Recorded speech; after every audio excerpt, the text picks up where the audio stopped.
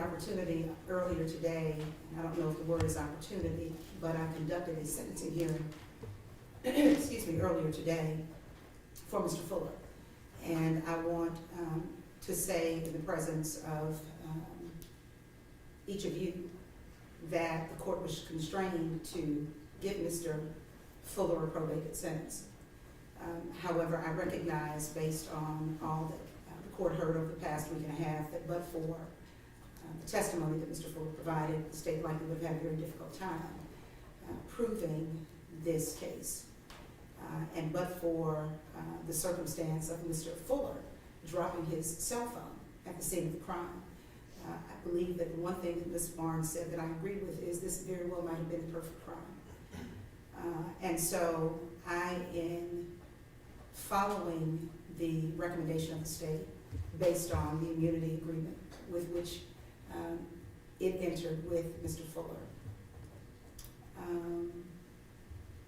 am in no way suggesting that I believe the punishment I imposed was suitable to the crime that was committed.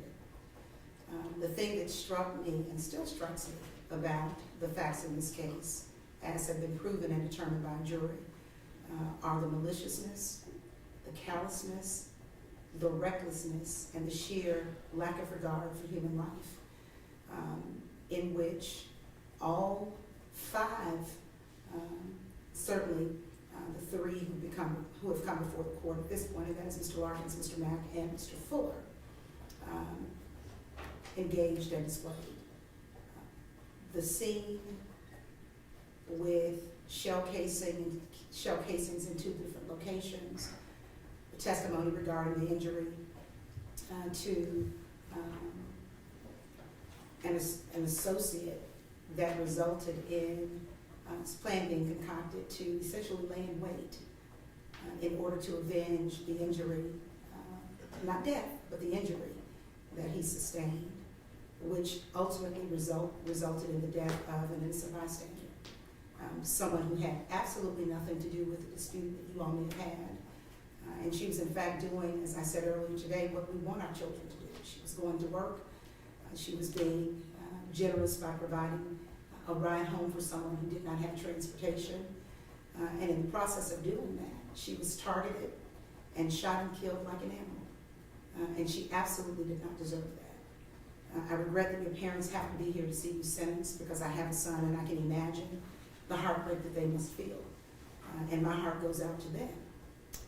But the fact of the matter is, for this court, that at various points during this criminal enterprise, one of you had an opportunity to say, let's not do this. One of you had an opportunity to think about what you were proposing to do and make a different decision, even if only for yourself. But no one did that. Mr. Fuller, I know, is the oldest. I'm sorry, was not the oldest. Mr. Larkins is the oldest of the three of you. And Mr. Larkins, you are almost 10 years older than the next defendant who would be closest to you in age, who is Mr. Mack. You're 37, he's 27.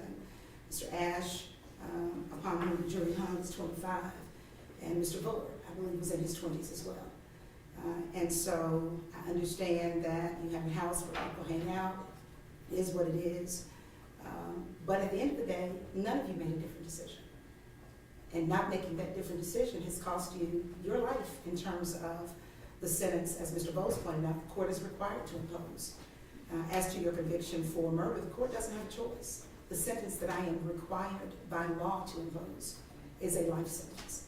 And I will tell you that even if I was not constrained by the law in this matter, I would still give each of you a life sentence, because Ms. Smith will never be able to spend time with her daughter and watch her grow.